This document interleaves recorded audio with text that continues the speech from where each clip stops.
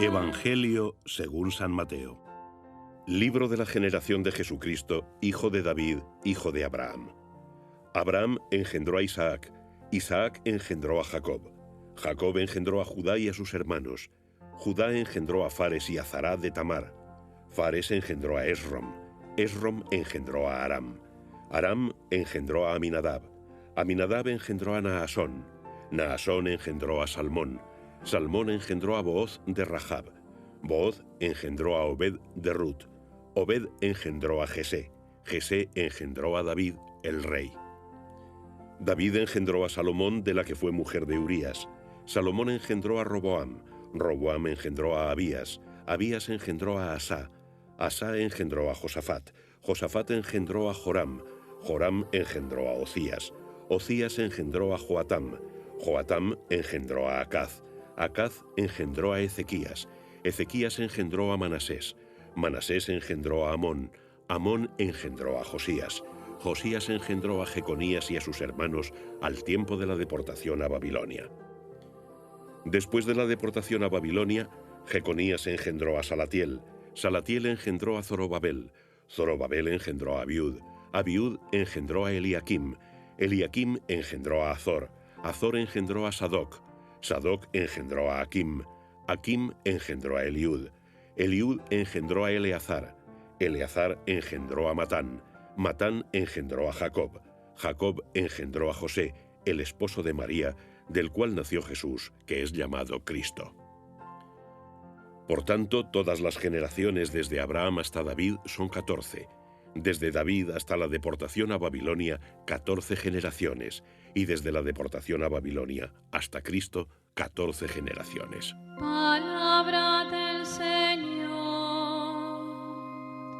Gloria a ti, Señor Jesús.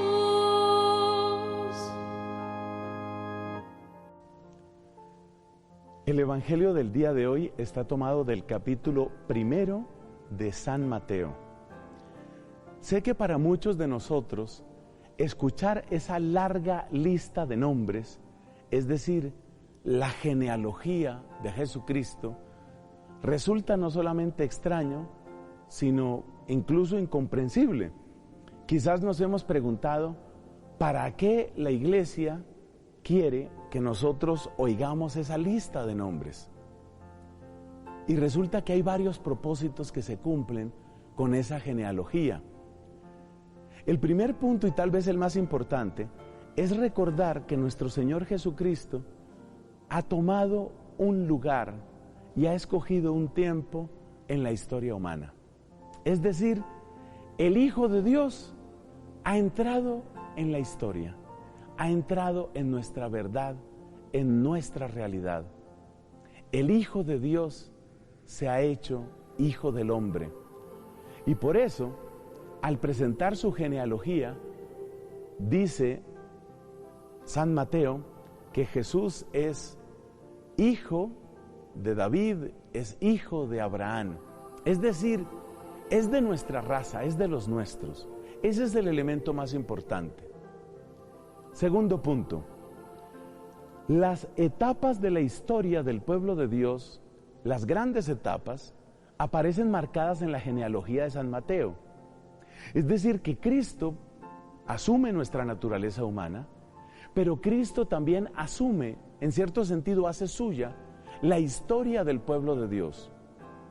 La genealogía de San Mateo está distribuida en 3 grupos de 14 generaciones, de modo que va de Abraham hasta David, después de David hasta el destierro, y después del destierro hasta José, que es el padre de Jesús, según esa maravilla del amor de Dios que quiso hacer realidad su presencia en María, la esposa de José.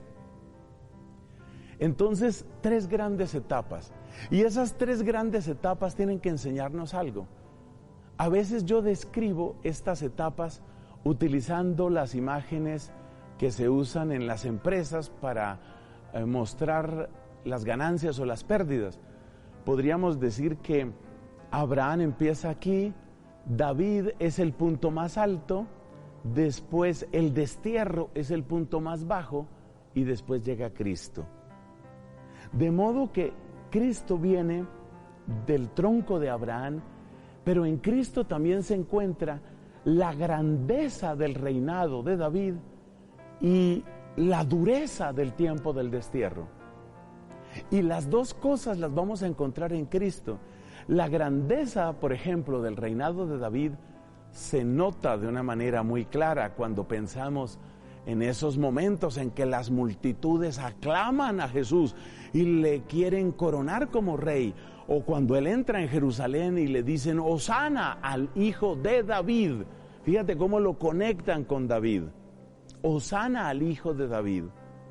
O sea que en Cristo lo más hermoso, lo más alto de la historia del pueblo de Dios se hace presente. Pero también en Cristo se hace presente lo más duro, lo más propio del destierro. Porque lo que vivió el pueblo de Dios en el destierro, eso es, incluso en grado superlativo, lo que vive nuestro Señor Jesucristo. Por eso, Él pregunta en alguna ocasión a dos de sus discípulos, ¿podéis beber el cáliz que yo voy a beber? Evidentemente no está refiriéndose a algo que es ni agradable ni suave, sino al contrario, muy pesado y muy doloroso. Y luego nos damos cuenta que el mismo Cristo dice, el Hijo del Hombre tiene que ser rechazado y tiene que ser crucificado. De modo que nuestro Señor en la cruz viene como a sintetizar el dolor de su pueblo, el dolor del pueblo de Dios. Lo que rezaba el pueblo de Dios en el destierro está bien expresado en el Salmo 22, que empieza con estas palabras, a ver si te suenan. Dios mío, ¿por qué me has abandonado? Esa es la oración que expresa el corazón del pueblo de Dios en el destierro. Y esa es la oración que Cristo hace suya en la cruz. De manera que Cristo no solo asume de un modo, llamémoslo así, abstracto, una naturaleza humana, sino que Cristo hace suya la historia, la realidad, la carne del pueblo de Dios, en lo más alto y bello en la época de David y también en lo más bajo y duro en el destierro. Y así, asumiendo lo que es más hermoso y agradable, pero también y sobre todo lo que es más amargo y detestable, Cristo ha tomado todo lo que es nuestro, ha asumido todo lo que es nuestro, menos el pecado. Sí asumió las consecuencias del pecado, pero no pecó.